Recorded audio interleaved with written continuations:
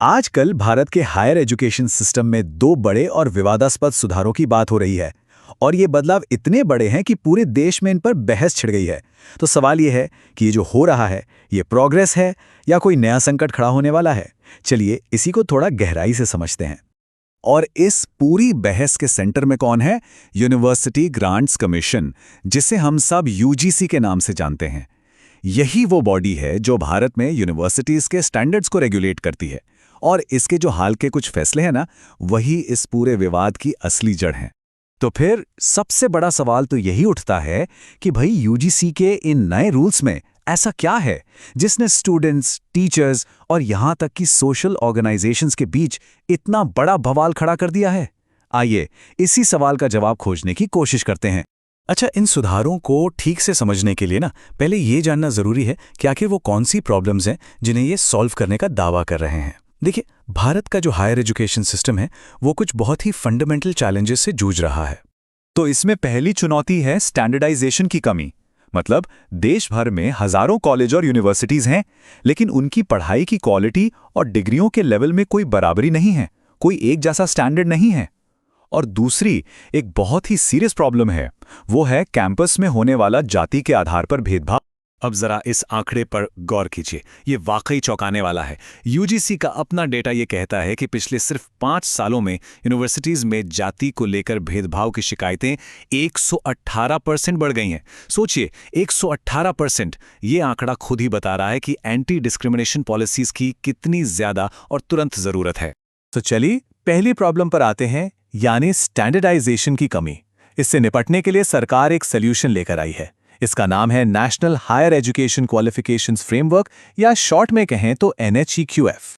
तो ये NHQF आखिर है क्या चीज? आसान भाषा में कहें तो ये एक तरह का रोड मैप है। इसका सीधा सा मकसद है पूरे देश में, चाहे वो कोई सर्टिफिकेट कोर्स हो या PhD, हर एकेडमिक क्वालिफिकेशन के लिए एक जैसा स्टैंडर्ड सेट करना। इससे होगा ये कि एक इंस्टीट्यूट से दूसरे में स्टूडेंट्स के लिए मूव करना आसान हो जाएगा। अगर इस फ्रेमवर्क को और आसान करके समझें तो इसमें कुछ खास बातें हैं। पहली, ये पूरी पढ़ाई को 8 लेवल्स में बांटता है। दूसरी, ये हर सेमेस्टर के लिए कम से कम कितने क्रेडिट्स चाहिए ये तय करता है। तीसरी बात, इसमें सर्टिफिकेट से लेकर PhD तक सब कुछ शामिल है। और चौथी, ये क्वालिटी बनाए रखने के लिए एक प्रॉपर सिस्टम बनाता है। कुल मिलाकर इसका लक्ष्य पूरे सिस्टम को स्ट्रीमलाइन करना है। चलिए अब बात करते हैं दूसरी बड़ी चुनौती की, भेदभाव की। इससे निपटने के लिए भी सरकार एक बड़ा पॉलिसी चेंज लेकर आई है, जिसे 2026 के इक्विटी गाइडलाइंस कहा जा रहा है। वैसे इन नियमों का ऑफिशियल नाम काफी लंबा है, उच्च शिक्षण संस्थानों में समानता को बढ़ावा देना विनियम 2026, और ये 15 जनवरी 2026 से पूरे देश में लागू हो जाएंगे। तो इन रूल्स में है क्या?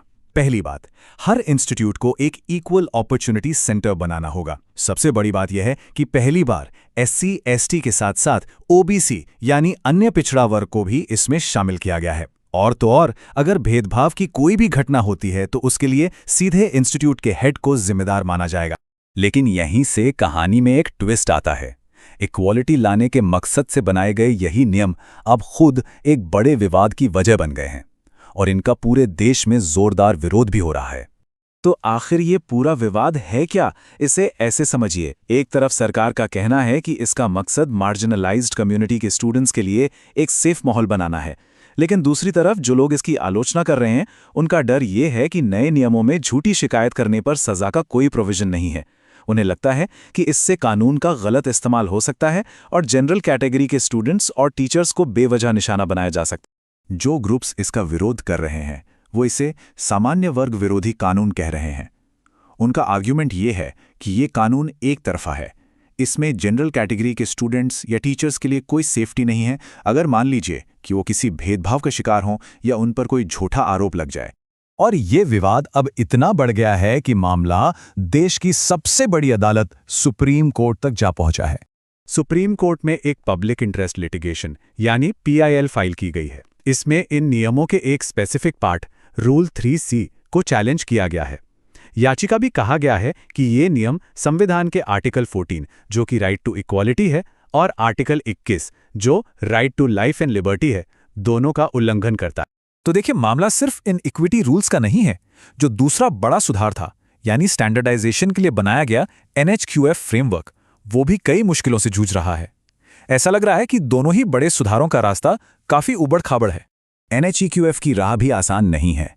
इसमें भी कुछ बड़े चैलेंजेस हैं, जैसे कि एक साथ कई सारे फ्रेमवर्क होने से कंफ्यूजन हो रहा है। स्टूडेंट्स के एडमिशन को लेकर नियम अभी भी क्लियर नहीं है। और तो और लॉ और मेडिसिन जैसे कई इंपॉर्टेंट फील्ड्स में अभी तक इस पर आम सहमति नहीं बन पाई है। तो आखिर में हम सब एक बहुत बड़े सवाल पर आकर रुक जाते हैं। क्या भारत का हायर एजुकेशन सिस्टम स्टैंडर्डाइजेशन और इक्वालिटी जैसे जरूरी लक्ष्यों को हासिल करने के साथ साथ समाज के सभी वर्गों के बीच एक बैलेंस बना पाएगा? इन सुधारों का भविष्य सच कहें तो इसी नाजुक संतुलन को साधने पर टिका है।